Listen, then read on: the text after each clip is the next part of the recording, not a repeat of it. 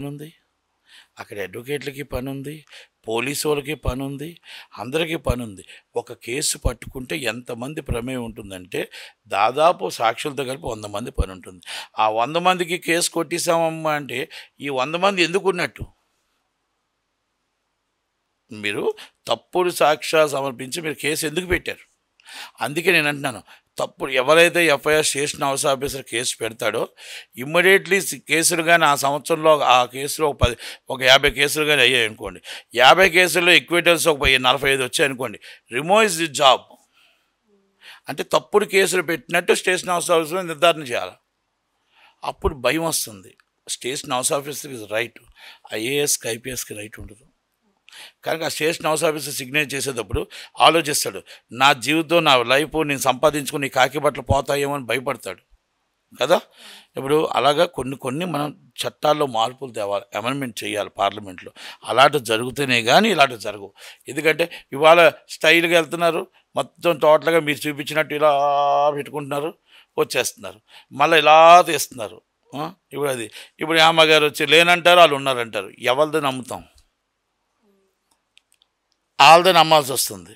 ఎందుకంటే ఈమె farm house అంటుంది, నేను చిల్ అవుతున్నాను అంటుంది. ఫామ్ హౌస్ చూస్తే అక్కడ ఇక్కడ 2 ఒకటే కనబడుతున్నాయి. ఈ ఫామ్ హౌస్ వచ్చి హైదరాబాద్లో ఎక్కడ ఫామ్ హౌస్ ఏంటి, నేను అడ్రస్లో పలానా అడ్రస్లో ఇక్కడ ఉన్నానని చెప్పట్లేదు. వాళ్ళు అదుపులో ఉన్నామంటున్నారు. కనుక అదుపు అంటే ఏం లేదు, బెయిల్ ఇచ్చేస్తారు, మళ్ళీ 41 నోటీస్ ఇచ్చి పంపించేసి ఉంటారు. అంటే ఇవన్నీ నేను ఎందుకు అంటున్నానంటే సినిమా వాళ్ళకి ఫ్యాన్స్ ఎక్కువ, సినిమా వాళ్ళకి వ్యతిరేకులు ఎక్కువ. కనుక సినిమా వాళ్ళంటే మనం జాగ్రత్తగా ఉండాలా. ఎవరి ఫ్యామిలీస్ వాళ్ళకు ఉంటాయి, వాళ్ళ ఫ్యామిలీస్ కూడా వాళ్ళు అర్థం చేసుకోవాలి. సురేఖవాణి గారిది ఇంతకుముందు వచ్చింది, ఇంకోటి వచ్చింది, ఇవన్నీ వచ్చాయి. మనం సీరియస్గా ఎందుకు తీసుకోవట్లే? I'm write is complaint in మా association, I'm write in complaint in court. అంటే మీ ఆత్మాభిమానం దెబ్బతింది కదా. మిమ్మల్ని మాతో చాలా మీరు నిజాయితీగా ఉన్నప్పుడు మీ మీద అబండం వేశారు కదా. అంటే ఒకరు అన్నారు, మేము ఎన్ని కోర్టులను తిరుగుతాం, ఎన్ని పోలీస్ స్టేషన్లను తిరుగుతాం, అసలు ఈ మొత్తం చాలా మా పరుగుల కుటుంబం, ఉన్న పరువు పోయిన తర్వాత మీకు పరువు అంటే ఏముంది? మా పరుగుల కుటుంబం, మేము చాలా అస్సలు తిరగలేము, ఇలా మేము అస్సలు తిరగలేము. అంటే ఆ ఉన్న పరువు అంతా ఛానల్ తీసేస్తుంది కదా రోడ్డు మీద. తీసేసిన తర్వాత ఇంకా మీకు పరువు ఉంటున్నా ఒకటే, లేకపోయినా ఒకటే. మీరు ఆ పోలీస్ స్టేషన్ కాడికి వెళ్తారు, అమ్మో మేము రావంటే ఆల్రెడీ పోలీస్ స్టేషన్లోకి వెళ్ళడానికి పలానా కేసు ఇరుక్కున్నామని రావచ్చు. కానీ నేను తప్పు చేయలేదని పోలీస్ స్టేషన్కి వెళ్ళవు, నేను తప్పు చేయలేదని కోర్టుకి వెళ్ళవు. వాళ్ళెవరో తప్పుడు కేసు పెడితే మాత్రం కోర్టుకి వెళ్తావు, వెళ్ళి ఒక దొంగ సర్టిఫికేట్ తెచ్చుకుంటా, ఆయన క్లీన్ చీట్ అని. అంటే నేను సినిమా వాడిగా ఇది నిజాలు మాట్లాడుతున్నాను. నిజంగా సిన్సియారిటీ ఉంటే నువ్వు క్లీన్ చీట్ తెచ్చుకున్న వెంటనే ఆ station house officer immediate information అయ్యి పట్టుకో, ఒక్కసారి ఇంకొకసారి ఛానల్ మీద వేయి. రెండో రోజు నీ కోసం మళ్ళీ వాళ్ళు మాట్లాడాలంటే ఆలోచించాలా. నువ్వు తప్పుడు చేయకపోతే నిప్పులాగా ఉంటప్పుడు చేయాలి.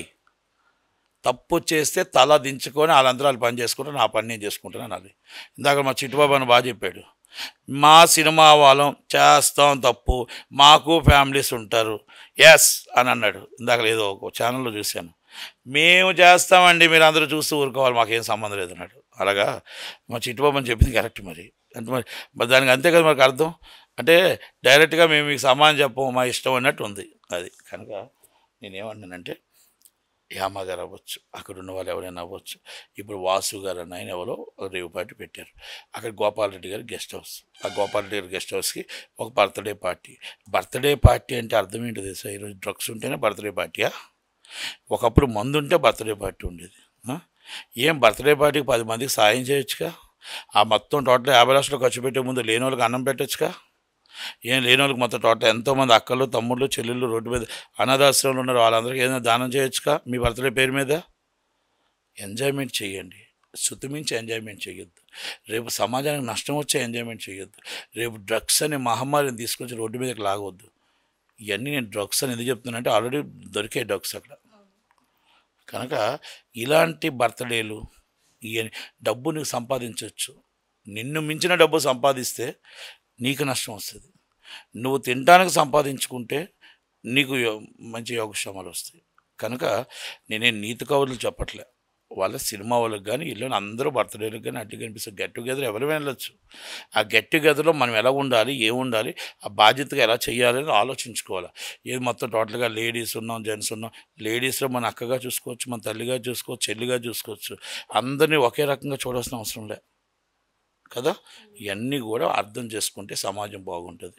అర్థం చేసుకోకపోతే ఈ పొలిటికల్ లీడర్స్ లాగే ఈ పొలిటికల్ లీడర్స్ వచ్చి కేసు బుకింగు, కేసు మళ్ళీ క్లోజింగు. అది కాదు. ఈ ఐఏఎస్ ఆఫీసర్ పవర్ ఏముంటుంది, ఐపీఎస్ ఆఫీసర్ పవర్ ఏముంటుంది. స్టేషన్ హౌస్ ఆఫీసర్ అంటే ఎంత.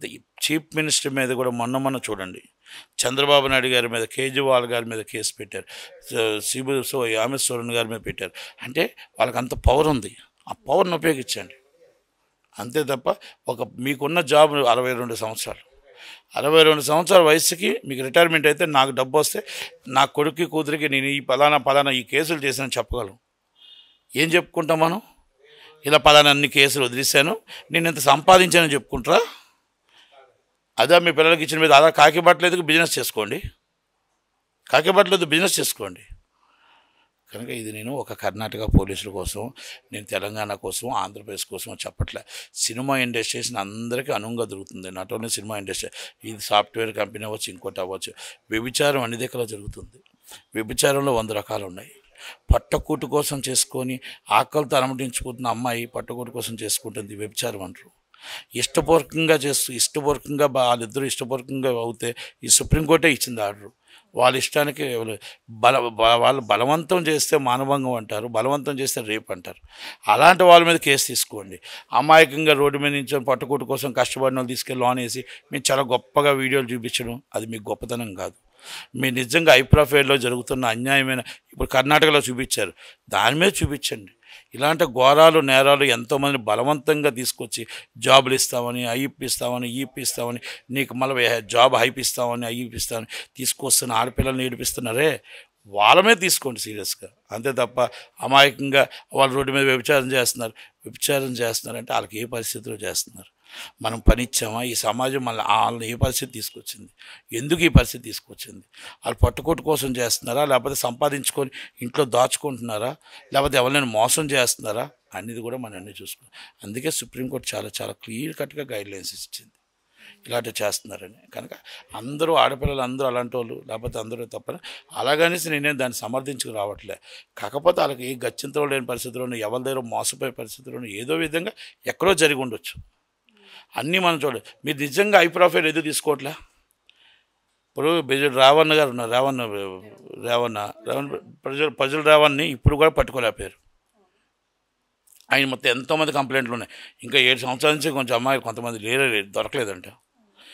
ఇప్పుడు ఏదో మన విశాఖపట్నంలో పట్టుకున్నారు, 500 మందినో 1000 మందినో. ఇవన్నీ కూడా ఒకసారి పవన్ కళ్యాణ్ గారు కూడా చెప్పారు. ఏమని చెప్పారు? ఈ సమయంలో వాలంటీర్స్కి మనం ఏదైతే డేటా ఇస్తున్నామో డేటా బయటికి వెళ్తుంది. ఈ డేటా బయటికి వెళ్ళడం వల్ల ఆడపిల్లలకి ముప్పు కలుగుతుంది. ఆ ముప్పు వల్ల మన పిల్లలు మనకు కాకుండా పోతున్నారు, కొంచెం నష్టాలు జరుగుతున్నాయి. ఆ డేటా వల్ల అవతల వాళ్ళ దగ్గర, తల్లిదండ్రుల దగ్గర కానీ వాళ్ళ దగ్గర కానీ ఆ ఇంట్లో ఎంత డబ్బులు ఉన్నాయి, ఆ యొక్క స్థితిగతులు ఏంటి, పరిస్థితులు ఏంటి అనేది కొంత సీక్రెట్ లేకుండా పోతుంది. కనుక దానివల్ల నష్టం కలుగుతుంది ఆ ఫ్యామిలీస్కి అని చెప్పి చాలామంది మా పవన్ కళ్యాణ్ గారు చెప్పడం జరిగింది. మరి అది పవన్ కళ్యాణ్ గారు అదే ఆ రోజు అయ్యి ఉంటే పోలీసులు పవన్ కళ్యాణ్ గారు చెప్పిన ఎవరో ఒక అమ్మాయి వచ్చి చాలా నేను బాధపడిపోయాను, నేను కష్టపడిపోయానని చెప్పి పవన్ కళ్యాణ్ గారి మీద డిఫర్మేషన్ వేసింది. పవన్ కళ్యాణ్ గారి మీద డిఫర్మేషన్ వేసింది ఆ అమ్మాయి. ఓకే, తప్పులేదు, మీరు వెయ్యండి. పవన్ కళ్యాణ్ గారు కావాలంటే కోర్టుకు రోజుకు వస్తాడు, తప్పు చేస్తే ఆయన క్షమాపణ కూడా చెప్తాడు. ఆయన ఏం తప్పు చేయలేదే. ఆడపిల్లలు అందరి కోసం మాట్లాడాడు. మరి ఇప్పుడేం చెప్తారు? విశాఖపట్నంలో జరిగిందని ఇది మళ్ళీ అదే కమిషనర్ గారు తీశారు. ఇంతకుముందు ఆ కమిషనర్ గారు ఎందుకు తీయలేపారు అంటే పవర్ ఉంది. ఇప్పుడు ఎలక్షన్ అనే పవర్ ఉంది, అంతకుముందు చీఫ్ మినిస్టర్ అనే పవర్ ఉంది. కనుక మన పొలిటికల్ లీడర్సే మనల్ని నాశనం చేస్తున్నారు. జగన్మోహన్ రెడ్డి గారు మనల్ని వాడుకోవాలని చూశారు. 3000 ఇస్తున్నాం కదా, నాకు ఎందుకు ఓటేయరు?